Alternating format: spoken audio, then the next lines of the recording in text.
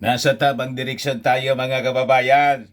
Sabi ng ating Pangulong, BBM, BBM. Bakit na niya Mr. Maravillas? Ito yung sabi ng ating Pangulong Bongbong Marcos. Hindi ng isang maritime expert pala. Yan po, mga kababayan.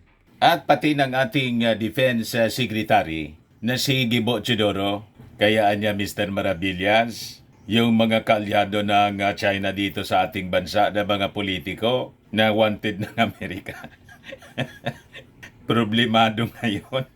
Problemado po, kitang-kita sa kanilang mga pagmumukha.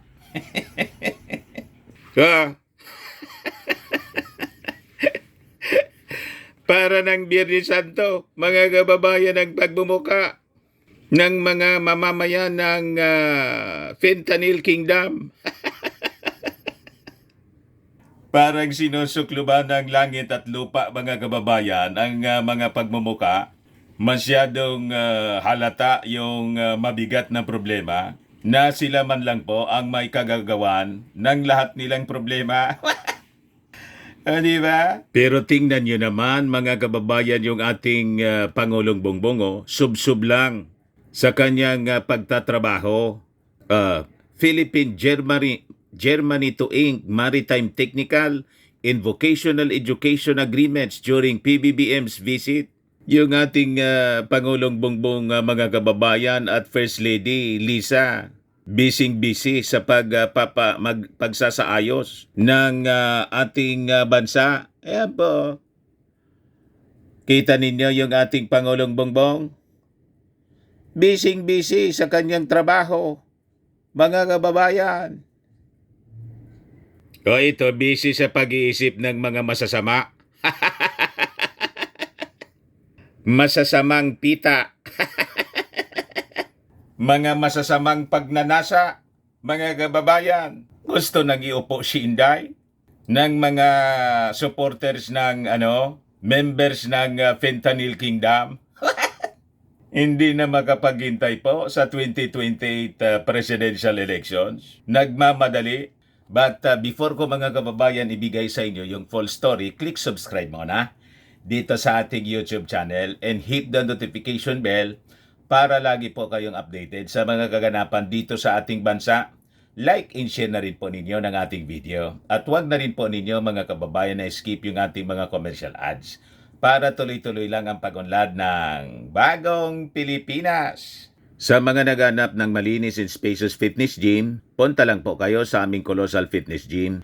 We also offer Grab Car Rental with our brand new 2023 model ng Toyota Innova. We also accept booking for those who are planning to travel via PAL, Cebu Pacific, and other airline companies. And bills payment for Meralco Bills, PLDT, etc. Kahit saan po kayo gusto na mag-travel, pwede na kayo magpa-booking dito online. Bumili ng plane tickets po sa amin. Pati po nagbo-booking kami sa mga hotels. May Paymaya kami rito, may bayad center na rin po. Ang Colossal Fitness Gym is located at 3rd floor Security Bank Building, Lanco Business Park, Legazpi City, Albay. For inquiries, look for Chilon Maravillas, contact number 0966-802-0949. Yan po yung aming Innova. Lagi na pong matao sa amin. Na-set up na rin yung aming mga bagong gym equipments. May treadmill na rin po kami. Ito po yung bago naming product na binibenta online from South Korea, iGlow Serum. Whitening po siya. Tingnan ninyo yung epekto sa aking anak na architect entrepreneur. Business niya po ito. Before and now. Sa mga inquiries niyo po, contact nyo lang po siya sa kanyang FB, Riz Maravillas. Ito naman po, Firmax Firming and Lifting Cream. Pinapahid po sa mga pulses and affected area. Mainam po siya, mga kababayan, sa mga pains at mga paninigas na mga kaso-kasoan. Ito naman po, Automax Radiant Serum. Sa mukha naman yung application. Anti-aging po siya. You will look 10 years younger than your age. Sa mga cancer patients po, try nyo po ito, Nengxia Red Mix fruit drink. Hindi man po siya gamot, food supplement siya. Kaya lang gawa siya, mga kababayan, sa goji berry. Yung goji berry may anti-cancer properties. Yung mga inquiries ninyo, dumiretso na lang kayo sa aming messenger sa Facebook para masagot namin agad. Ayos pa? Ayos na niya, Mr. Maravillas. Ang dami na anyang nainggit sa'yo, Mr. Maravillas. Dahil may kapisanan ng mga social media influencers na kayo. Ganon talaga po. Mamatay sila sa inggit. At sabihan niya, gumandaan niya yung buhay mo. Wala pa pong eleksyon. Hindi pa nananalo yung ating Pangulong Bongbong Marcos. Nasa kampanya pa lang po. May mga negosyo na tayo. Legit. Di ba? Ngayong iba nainggit lang. Maghanap buhay kayo ng marangal. Hindi yung inggit kayo ng inggit sa kapwa ninyo. Dumiskarte kayo sa buhay para gumanda ang inyong buhay. Hindi yung inubos yung panahon sa mga pagmamarites. Wala kayong mapapala sa ganyang ugali ng mindset. Pag masasama po yung laging iniisip sa kapwa, talagang walang patutunguhang mabuti. Tulad nito, dinasadlak sila sa problema. Sila man lang po ang may gawa ng problema nila. Pagkatapos isisisi nila sa trouble sa buhay nila, mga kababayan, isisisi sa ating Pangulong Bongbong Marcos. Nasaan ang hostisya niyan? Di po ba, mga kababayan? Hindi tumulad sa ating Pangulong Bongbong Marcos at saka kay Martin Romualdez na lahat lang pagsisirbisyo sa ating mga mamamayang Filipino yung pinagkakaabalahan at lalo na po sa internal security ng ating bansa, internal, external security. Kaya tingnan ninyo, natutuwa pati yung mga maritime experts po sa mga aksyon ng ating Pangulong Bongbong. Ito siya, PBBM Admin, Adoption of Comprehensive Archipelagic Defense Concept is a move in the right direction, says experts or expert. Yan po yung sabi ni maritime expert. Ay, hindi pala si Batong Bakal, kundi si iba man pala yon, si Professor Renato Di Castro ng De La Salle University. O yan po, PBBM admins adoption of comprehensive archipelagic defense concept is a move in the right direction. Sabi niya sa forum, mga kababayan, in reaction po sa foreign policy recently announced by Defense Secretary Gibo Teodoro Jr. Di ba po? Napakaganda. Kaya yung mga minions ng China po dito sa ating bansa ay talagang in panic mode sila. Lalo yung kanilang patron, mga kababayan, inahabol na. Wanted. You see? So sabi dyan, itong comprehensive archipelagic defense concept ay isang paiwatig na finally talagang siniseryoso talaga ng gobyerno yung challenges natin ng external defense. Kasi matagal na, ilang dekada na, marami ng administrasyon ang nagdaan. Parang masyado talagang na-absorb ang atensyon ng defense sa internal security operations, sabi ni Di Castro. Pero anya ngayon, ang nagiging malaking challenge ay itong external security threat na talagang aktibong kinukuha yung ating mga katubigan at yung ating likas na yamang dagat. Kapag hindi sila napigilan dyan, sigurado na in the future papasok talaga sila sa ating mga inter-island waters at saka sa mga resources natin. Kaya talagang kailangan talaga ito. Di ba, mga kababayan? Huwag kayong nakikinig dito po sa mga propagandista ng Fentanyl Kingdom. Kasi ito pong Fentanyl Kingdom, kasabwat ng China. Tama pa? Pero po, kahit na regular yung pambubuli sa atin, pagmamalabis ng China dito sa West Philippine Sea, yung latest nga po, yung last week, binangga na yung ating Coast Guard. Nagka-injury yung ating 4 na mga Coast Guard members at saka nagka-slight damage. Butit slight damage lang yung ating Coast Guard ship. Pero sabi po ni sabi ni maritime expert Batong Bakal, yung ating Pangulong Bongbong Marcos made the right decision not to invoke the US Defense Treaty. Ayan sabi niya. kailangang habaan pa natin yung ating pasensya para di lumala yung problema. Sabi po niya, sa tingin ko, yun po yung punto noong sinabi nga ng Pangulo na it's not the right time. Tama naman po, hindi naman pwede na bawat sugat mo, itatakbo ka na kay Big Brother. He also underscored the country's obligation and responsibility to keep situations under control so they do not escalate into more tensions or even armed conflict. Kaya po, magaling yung ating Pangulong Bongbong Marcos. Malayo po si fentanyl po. Malayo. Kaya na-insecure pong masyado yung mga minions. Gusto na agad iupo si Inday po. Baka niya, Mr. Maravillas, yun ang utos ng China. Malamang mga kababayan. Kaya isip-isip po tayo. Mag-iingat po tayo ngayon. Ang attention po nakatuon doon sa article na yon, Article 4, No Arm Attack. Mayroon pong Article 3 na sa Article 3 po, malinaw din doon na for any other situation, no, iyon pong dalawang partido ay nag-commit na magtutulungan sa pagsagot sa mga challenges sa kanilang security. So, dyan po papasok yung magiging response dito sa ganitong klaseng situation. Sabi po ni Batong Bakal. Kaya nga po, nagtutulungan ang US at Philippines pagdating doon sa operations sa West Philippine Sea. Ang minimum po dyan, kita natin information sharing at saka monitoring, yung surveillance, malinaw yan na nangyayari na. Dinodocument po kasi lahat ng mga pagmamalabis ng China. Kaya pag umatake po sila, buong mundo po, kokuyugin ang China. Kasi yung kanilang pagmamalabis po dito sa West Philippine Sea, documented natin, documented po ng Amerika. Solido yung ating kaso laban sa China. Pag nagkaroon ng arm attack, ay sigurado, baka ito na ang katapusan ng kanilang lahi. Tama ba? Kasi kumbinsido po ang buong mundo na sila yung bully dito. Sila yung abusado. Sila yung pumapasok sa ating territory, which is illegal po.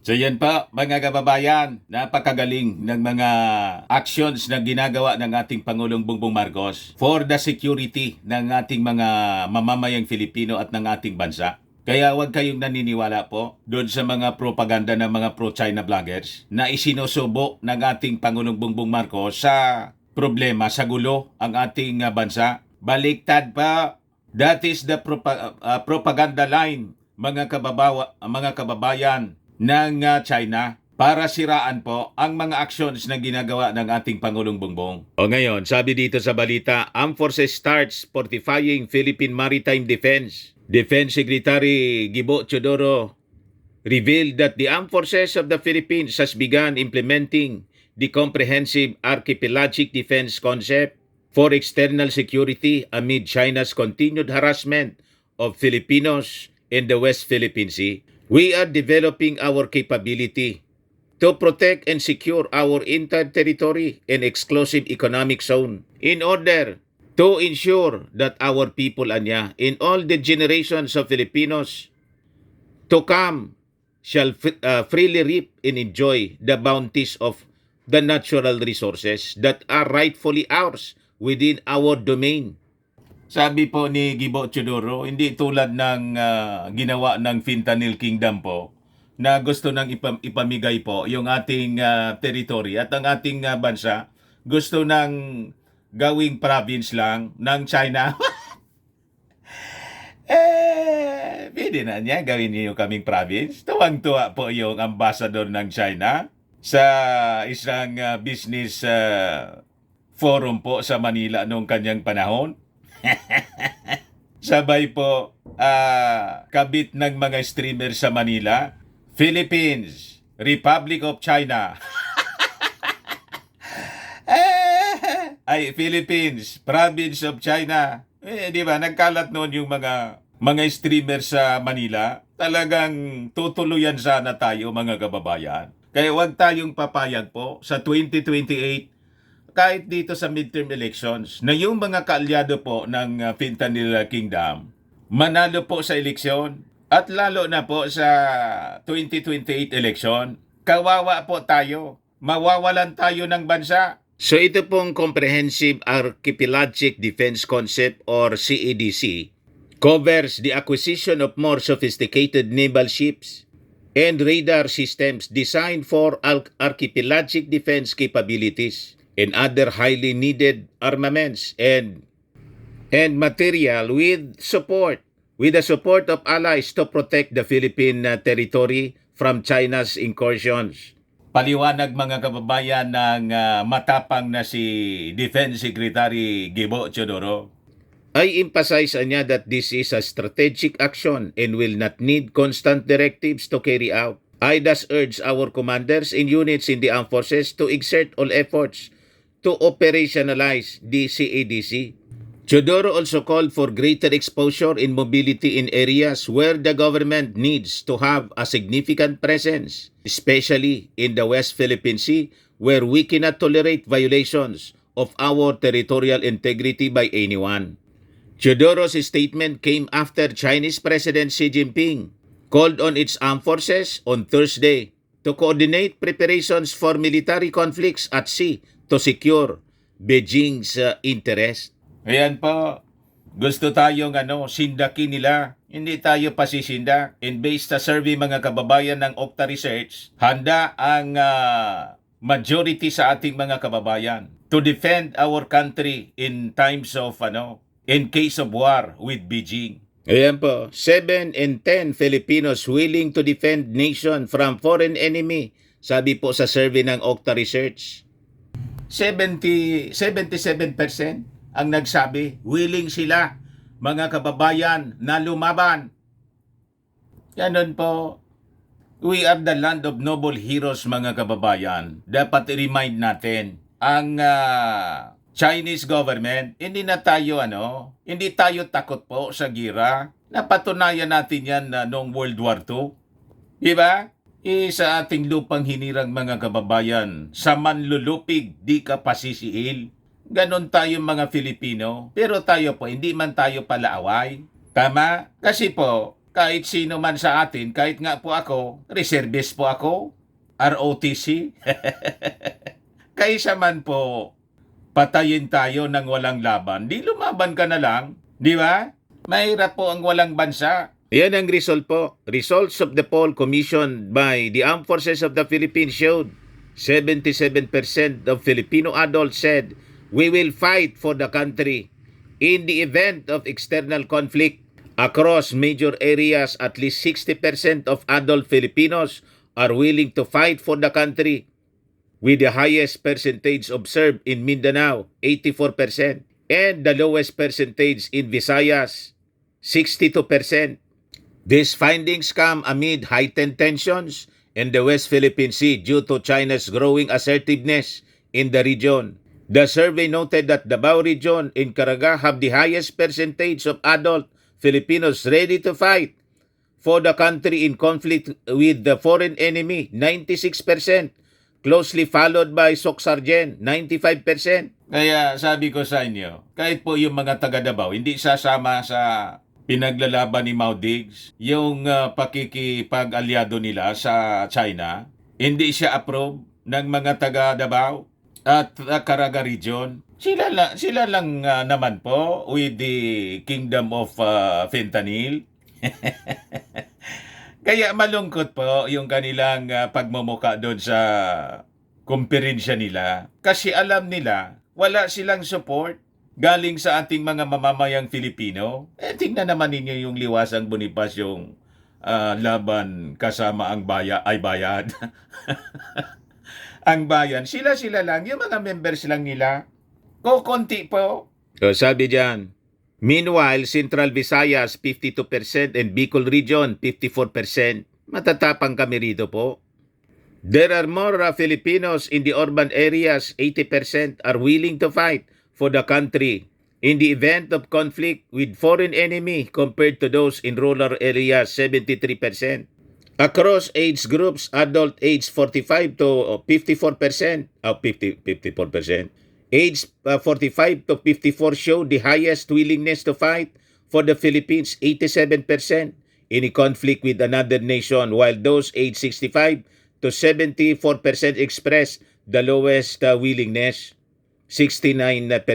Siyempre, matatanda na, mahina na po. Pero yung mga tulad natin, mga kababayan, willing tayo na isacrifice yung ating mga sarili to defend our country for the future of our children. Tama ba? Ano man, yung mga Chinese po, hindi man yan mga ligtas. Walang paniwala sa ating Panginoong Jesucristo. Walang Diyos. In times of war po, pag nangamatay sila, halimbawa may atomic bomb, siyempre, armado nuclear yung Amerikang kaalyado natin. Matulad sila doon sa Nagasaki, Hiroshima. Yung mga kaluluwa niyan, diretso agad sa impyerno. Pero tayo mga believers po, langit. Di ba? Alam natin yung destiny ng ating kaluluwa. Sila, double dead po. Huwag tayong matakot. Sabi po sa Bible, fear not. Sabi po mga kababayan sa Joel chapter 3 verse 9 to 10, proclaim this among the nations, prepare for war, wake up the mighty men, let all the men of war draw near, let them come up, beat your plowshares into swords, and your pruning hooks into spears, let the weak say, I am strong. Di ba? Napakalinaw yung sinasabi sa Bible. Huwag kayong magpapakita ng inyong kahinaan, ng weakness po. Yung sinasabi po ni Maudix na nakakatakot. Kayo lang yung takot. Kami po, hindi kami natatakot. Naubos na yung takot namin. Tama? Relax nga lang kami. Kayo lang naman Kaya tago kayo ng tago. Sa ICC, takot na takot yung si Maudix, si Pacquiao naman, takot na takot sa Senado, sa Congress, lalo na doon mga kababayan sa FBI na inansil na po ng Amerika, ng US District Court mga kababayan yung warrant of arrest. Di ba? Pero yung mga Marcos po, hindi natatakot sa mga kaso-kasong yan. Ang daming kasong kinaharap mga kababayan, pati sa Amerika, the trial of the century, inarap po ni Mrs. Marcos, Imelda Romualdez Marcos, close to 1,000 cases po. Yan ang totoong matapang. Hindi po yun nadadala sa mga daldal dito, daldal doon. Makikita mo yon mga kababayan sa kanyang ginagawa. Pero tingnan ninyo, mahinahon lang po ang Pamilya Marcos. Wala kang marinig na pagmayabang. Pero yung maisog, hindi man pala niya Mr. Maravillas maisog, kundi matalaw. Tago ng tago Ayan man lang po, mga kababayan. Ako po si Dante Maravillas. Bye-bye. God bless.